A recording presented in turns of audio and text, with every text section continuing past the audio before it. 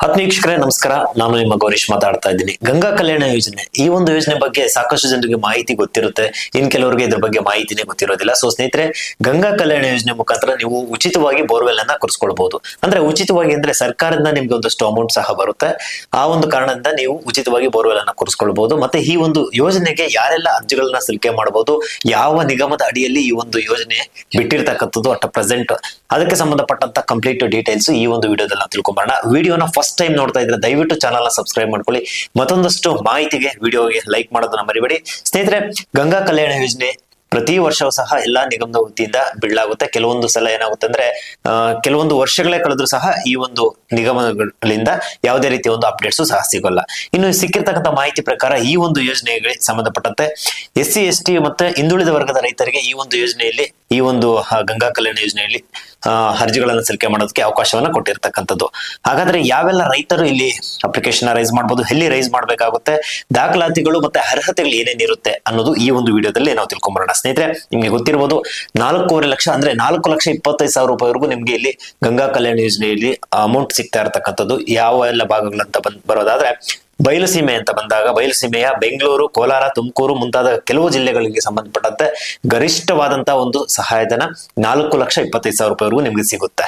ಇನ್ನುಳಿದಂತೆ 75,000 ರೂಪಾಯಿ ಏನ್ ಕೊಡ್ತಾರೆ ನಿಮ್ಗೆ, ಇದು TC ಟ್ರಾನ್ಸ್ಫಾರ್ಮರ್ ಅಂತ ನಾವೇ ಕರಿತೀವಿ. TC ಅನ್ನು ಹಾಕ್ಸ್ಕೊಳ್ಳೋದಕ್ಕೆ ವಿದ್ಯುತ್ ಸಂಪರ್ಕಕ್ಕಾಗಿ ಈ ಒಂದು ಅಮೌಂಟ್ ನಿಮ್ಗೆ ಕೊಡ್ತಾ ಇರತಕ್ಕಂಥದ್ದು.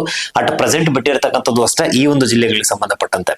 ಅಂದ್ರೆ ಇಲ್ಲಿ ನೀವು ಅಬ್ಸರ್ವ್ ಮಾಡಬಹುದು, ಬೆಂಗಳೂರು ಮತ್ತೆ ಸುತ್ತಮುತ್ತಲ ಇರತಕ್ಕಂತ ಡಿಸ್ಟಿಕ್ಗಳಲ್ಲಿ ಒಂದು 4,25,000 ರೂಪಾಯಿ ಸರ್ಕಾರದಿಂದ ಸಹಾಯಧನ ಸಿಗುತ್ತೆ. ಇನ್ನು ಸಾಲದ ಮೊತ್ತ 50,000 ರೂಪಾಯಿ ನಿಮ್ಗೆ ಕೊಡ್ತಾರೆ. ಅದನ್ನ ನೀವು ರೀಪೇಮೆಂಟ್ ಮಾಡಬೇಕಾಗುತ್ತೆ. ಕೆಲವೊಂದಿಷ್ಟು ಸಮಯ ಅನ್ನೋದು ನಿಮ್ಗೆ ಕೊಡ್ತಾರೆ. ಇನ್ನು ಬೇರೆ ಜಿಲ್ಲೆಗೆ ಕಂಪೇರ್ ಮಾಡ್ಕೊಂಡ್ರೆ 3,25,000 ಕೊಡ್ತಾರೆ. ಅಂದ್ರೆ ಈ ಜಿಲ್ಲೆಗಳಿಗೆ, ಬೆಂಗಳೂರು ವ್ಯಾಪ್ತಿಯಲ್ಲಿ ಬರ್ತಕ್ಕಂಥ ಜಿಲ್ಲೆಗಳಿಗೆ, ಬಯಲುಸೀಮೆಯ ಕೆಲವೊಂದು ಜಿಲ್ಲೆಗಳಿಗೆ 4,25,000 ಕೊಟ್ರೆ, ಇನ್ನು ಉಳಿದಂತೆ ಕರ್ನಾಟಕದ ಇತರ ಜಿಲ್ಲೆಗಳಿಗೆ 3,25,000 ರೂಪಾಯಿ ಕೊಡ್ತಾರೆ. 50,000 ರೂಪಾಯಿ ವಿದ್ಯುತ್ ಸಂಪರ್ಕಕ್ಕೆ ನಿಮ್ಗೆ ಕೊಡಲಾಗುತ್ತೆ. ಸ್ನೇಹಿತರೆ, ನಾನು ಆಗ್ಲೇ ಹೇಳಿದೆ, ಇಲ್ಲಿ 1.5 ಎಕರೆಯಿಂದ ನಿಮ್ಗೆ 5 ಎಕರೆ ಒಳಗಡೆ ಇರ್ತಕ್ಕಂತ ರೈತರು ಈ ಒಂದು ಯೋಜನೆಗಳಿಗೆ ಅಪ್ಲಿಕೇಶನ್ ನ ರೈಸ್ ಮಾಡಬಹುದು. SC ST ಮತ್ತೆ ಹಿಂದುಳಿದ ವರ್ಗದ ರೈತರಿಗೆ ಈ ಒಂದು ಯೋಜನೆ ಬಿಟ್ಟಿರ್ತಕ್ಕಂಥದ್ದು ಸಮಾಜ ಕಲ್ಯಾಣ ಇಲಾಖೆಯ ಒಂದು ಅಡಿಯಲ್ಲಿ ಬರ್ತಾ ಇರ್ತಕ್ಕಂಥದ್ದು. ಅದರ ವ್ಯಾಪ್ತಿಯಲ್ಲಿ ಇರ್ತಕ್ಕಂಥ ರೈತರು ಈ ಒಂದು ಯೋಜನೆಗೆ ಅರ್ಜಿಗಳನ್ನ ಸಲ್ಲಿಕೆ ಮಾಡಬಹುದು.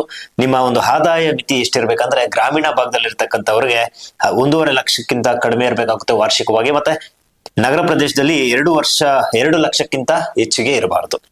ಇನ್ನು ಅರ್ಜಿನ ಸಲ್ಲಿಕೆ ಮಾಡಬೇಕಾದ್ರೆ ಒಂದಷ್ಟು ಡಾಕ್ಯುಮೆಂಟ್ಸ್ ಅನ್ನ ನಿಮ್ಗೆ ಕೇಳ್ತಾರೆ. ಏನೇನೆಲ್ಲ ಡಾಕ್ಯುಮೆಂಟ್ಸ್ ಅನ್ನ ಕೇಳ್ತಾರೆ, ಯಾವೆಲ್ಲ ಡಾಕ್ಯುಮೆಂಟ್ಸ್ ನ ನೀವು ಹೇಗೆ ಸಬ್ಮಿಟ್ ಮಾಡಬೇಕು ಅನ್ನೋದು ನೋಡೋದಾದ್ರೆ, ಅತಿ ಮುಖ್ಯವಾಗಿ ಆಧಾರ್ ಕಾರ್ಡ್, ನಿಮ್ಮ ಆಧಾರ್ ಕಾರ್ಡ್. ಆದ್ರೆ ಯಾರು ಅಪ್ಲಿಕೇಶನ್ ರೈಸ್ ಮಾಡ್ತಾ ಇದ್ರೆ ಅವರ ಹೆಸರಲ್ಲೇ ಜಮೀನು ಇರಬೇಕಾಗುತ್ತೆ. ಇದು ನೆನಪಿರ್ಲಿ. ಅವರು ಅಪ್ಲಿಕೇಶನ್ ರೈಸ್ ಮಾಡ್ಬೇಕಾದ್ರೆ ಅವರ ಆಧಾರ್ ಕಾರ್ಡ್, ಅವರ ರೇಷನ್ ಕಾರ್ಡ್, ವೋಟರ್ ID ಮತ್ತೆ ಬ್ಯಾಂಕ್ ಪಾಸ್ಬುಕ್ ಮತ್ತೆ ಕ್ಯಾಸ್ಟ್ ಇನ್ಕಮ್ ಜಾತಿ ಆದಾಯ ಪ್ರಮಾಣ ಪತ್ರ ಮತ್ತೆ RTC ಪಹಣಿ ಅಂತ ನಾವೇನ್ ಕರಿತೀವಿ, ನಿಮ್ಮ ಜಮೀನಿನ ಪಹಣಿ ಪತ್ರವನ್ನ ನೀವು ಸಬ್ಮಿಟ್ ಮಾಡಬೇಕಾಗುತ್ತೆ. ಆನ್ಲೈನ್ ಮುಖಾಂತರ ಅಥವಾ ಸೇವಾ ಸಿಂಧು ಒಂದು ಪೋರ್ಟಲ್ ಮುಖಾಂತರ ಆನ್ಲೈನ್ ಅಲ್ಲಿ ನೀವು ಸಬ್ಮಿಟ್ ಮಾಡ್ಕೊಳ್ಬಹುದು. ಕೊನೆ ದಿನಾಂಕ ಬಂದು ಇದೇ ತಿಂಗಳ 30ನೇ ತಾರೀಕು, ಡಿಸೆಂಬರ್ 30ನೇ ತಾರೀಕು 2025ನೇ ಇಸ್ವಿ. ಅಂದ್ರೆ ಇದೇ ತಿಂಗಳ 30ನೇ ತಾರೀಕು ನಿಮ್ಗೆ ಕೊನೆ ದಿನಾಂಕ ಇರುತ್ತೆ. ಸೊ ಲಾಸ್ಟ್ ವರೆಗೂ ನೀವು ವೇಟ್ ಮಾಡೋದಂತ ಅವಶ್ಯಕತೆ ಇರೋದಿಲ್ಲ. ಆದಷ್ಟು ಬೇಗ ಅಪ್ಲಿಕೇಶನ್ ನ ರೈಸ್ ಮಾಡಿ. ಅದು ಲ್ಯಾಟ್ರಿ, ಕೆಲವೊಂದು ಡಿಸ್ಟ್ರಿಕ್ಟ್ ಗಳಲ್ಲಿ ಲ್ಯಾಟ್ರಿ ಮುಖಾಂತರ ಸಹ ಈ ಒಂದು ಆಯ್ಕೆ ಪ್ರಕ್ರಿಯೆ ನಡೆಯುತ್ತೆ ಅನ್ನೋ ಒಂದು ಮಾಹಿತಿ ಸಿಕ್ಕಿದೆ. ಬಟ್ ಅದು ಯಾವ ರೀತಿ ಅನ್ನೋದು ಸಹ ಅಷ್ಟೊಂದು ಐಡಿಯಾ ಇಲ್ಲ. ಸಾಧ್ಯವಾದ್ರೆ ಮುಂದಿನ ವಿಡಿಯೋದಲ್ಲಿ ತಿಳಿಸ್ಕೊಡುವಂತ ಒಂದು ಪ್ರಯತ್ನವನ್ನು ಮಾಡಿದೆ. ಆದ್ರೆ ಯಾವುದೇ ಒಂದು ಯೋಜನೆ ಅಂತ ಬಂದಾಗ ಅಪ್ಲಿಕೇಶನ್ ಹಾಕೋದನ್ನ ದಯವಿಟ್ಟು ನಿಲ್ಲಿಸಬೇಡಿ. ಇನ್ನು ಸ್ನೇಹಿತರೆ, ನಿಮ್ಗೆ ಗೊತ್ತಿರ್ಬೋದು, ಕೆಲವೊಂದು ಜಿಲ್ಲೆಗಳಿಗೆ ಸಂಬಂಧಪಟ್ಟಂತೆ 4,75,000 ರೂಪಾಯಿ ಟೋಟಲ್ ಅಮೌಂಟ್ ಕೊಡ್ತಾ ಇರ್ತಕ್ಕಂಥದ್ದು. ಇದರಲ್ಲಿ 50,000 ರೂಪಾಯಿ ಸಾಲದ ರೂಪದಲ್ಲಿ ಕೊಡ್ತಾರೆ. ಇನ್ನು ಉಳಿದಂತೆ 4,25,000 ಸರ್ಕಾರದಿಂದ ಸಬ್ಸಿಡಿ ಕೊಡ್ತಾರೆ. ಯಾವ ಜಿಲ್ಲೆಗಳು? ಬೆಂಗಳೂರು, ತುಮಕೂರು, ಕೋಲಾರ, ಚಿಕ್ಕಬಳ್ಳಾಪುರ, ರಾಮನಗರ, ಈ ಜಿಲ್ಲೆಗಳು ಬಯಲುಸೀಮೆಯ ಒಂದು ಭಾಗದಲ್ಲಿ ಬರ್ತಾ ಇರ್ತಕ್ಕಂಥ ಈ ಜಿಲ್ಲೆಗಳಿಗೆ 4,25,000 ರೂಪಾಯಿ ನಿಮ್ಗೆ ಕೊಟ್ರೆ, ಇದರಲ್ಲಿ 4,25 ಲಕ್ಷ ಅಂದ್ರೆ 4,25,000 ರೂಪಾಯಿ ನಿಮ್ಗೆ ಸಬ್ಸಿಡಿ ಇರುತ್ತೆ. 50,000 ರೂಪಾಯಿ ಸಾಲದ ಮೊತ್ತ ಇರುತ್ತೆ. ಇನ್ನು ಉಳಿದಂತೆ ಕರ್ನಾಟಕದ ಇತರ ಜಿಲ್ಲೆಗಳಿಗೆ 3,25,000 ರೂಪಾಯಿ ಕೊಡಲಾಗುತ್ತೆ. ಈ ಯೋಜನೆಯ ಒಂದು ಬೆನಿಫಿಟ್ ಅನ್ನ ನೀವು ಪಡ್ಕೊಳ್ಬೇಕಾದ್ರೆ SC ST ಮತ್ತೆ OBC ಹಿಂದುಳಿದ ವರ್ಗದವರಾಗಿರ್ಬೇಕಾಗುತ್ತೆ. ನಾನು ಆಗ್ಲೇ ಹೇಳಿದೆ ನಿಮ್ಗೆ 1.5 ಎಕರೆಗಿಂತ 5 ಎಕರೆಗೆ ಇಂತ ಕಡಿಮೆ ಇರಬೇಕಾಗುತ್ತೆ. ಅದಕ್ಕಿಂತ ಜಾಸ್ತಿ ಇದ್ರೆ ಅವ್ರಿಗೆ ಈ ಒಂದು ಯೋಜನೆ ಸಿಗೋದಿಲ್ಲ. ಸೊ ಸ್ನೇಹಿತರೆ, ಇದಿಷ್ಟು ಗಂಗಾ ಕಲ್ಯಾಣ ಯೋಜನೆಗೆ ಸಂಬಂಧಪಟ್ಟಂತ ಮಾಹಿತಿ.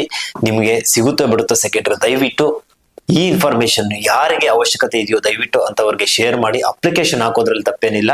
ಆದಷ್ಟು ಈ ತರದ ಇನ್ಫಾರ್ಮೇಶನ್ ಗಳಿಗೆ ನಾನು ಮತ್ತೊಮ್ಮೆ ರಿಕ್ವೆಸ್ಟ್ ಮಾಡ್ಕೊಳ್ತೀನಿ. ನಮ್ಮ ನಾಡಿನ ಜನತೆಗೆ. ಆದಷ್ಟು ವಿಡಿಯೋನ ಶೇರ್ ಮಾಡಿ, ನಮ್ಮ ಚಾನಲ್ನ ಸಬ್ಸ್ಕ್ರೈಬ್ ಮಾಡ್ಕೊಂಡಿಲ್ಲ ಅಂದ್ರೆ ಸಬ್ಸ್ಕ್ರೈಬ್ ಮಾಡ್ಕೊಂಡು ಸಪೋರ್ಟ್ ಮಾಡಿ. ಎಲ್ರಿಗೂ ನಮಸ್ಕಾರ.